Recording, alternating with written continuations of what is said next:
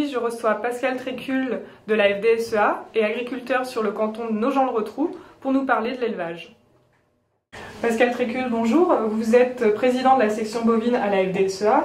Vous connaissez donc parfaitement la situation et les enjeux de l'élevage sur le département. Alors, première question, comment vous sentez-vous en tant qu'éleveur dans un département céréalier ? Je crois qu'il faut d'abord tordre le cou au traditionnel clivage entre céréaliers et éleveurs. D'abord parce que les deux activités sont complémentaires et les filières d'élevage sont très dynamiques, même si elles occupent une place modeste dans le département.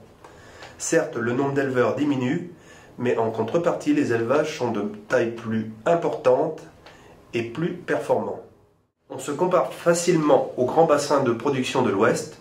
Se trouver en zone limite de production rend plus difficile l'accès aux services et aux compétences spécialisées comme les vétérinaires, les réparateurs de machines à traire et les conseillers bâtiments. En revanche, notre potentiel de développement est largement supérieur car nous sommes quasiment tous polyculteurs éleveurs. Nous disposons ainsi de surfaces d'épandage bien plus importantes et il nous est plus facile d'atteindre une autonomie alimentaire. Et puis la proximité des grands pôles de consommation, comme la région parisienne, est une opportunité à ne pas négliger. Alors, vous pointez un certain nombre de difficultés comme l'accès aux services, mais j'imagine qu'il y a des solutions. Nous travaillons à apporter des solutions à ces difficultés. Évidemment, installer un vétérinaire en un claquement de doigts n'est pas possible, mais nous proposons à la Chambre de plus en plus d'accompagnement. La rédaction de la lettre fourrage en est un exemple. Nous ne sommes pas en mesure de développer en Eure-et-Loir les mêmes services que les zones d'élevage, mais à plusieurs, c'est possible. Nous devons trouver des partenariats avec les autres départements et mutualiser nos moyens et nos coûts.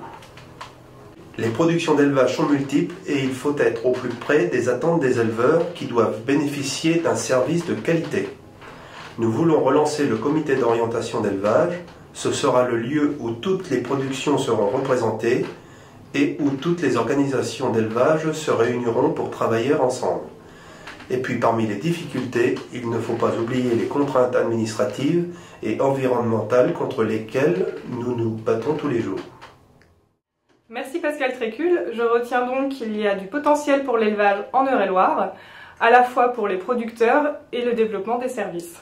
Merci et à bientôt.